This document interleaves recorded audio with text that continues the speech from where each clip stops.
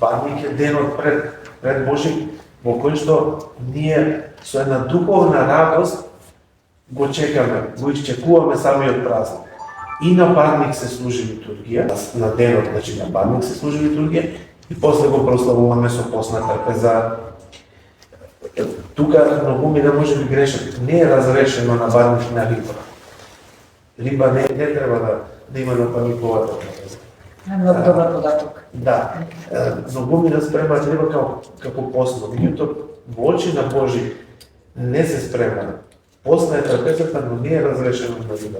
Рибата е една категорија во постот, повисока, да кажем, има пост кој се пости без масло, храна без зејтин, без масло.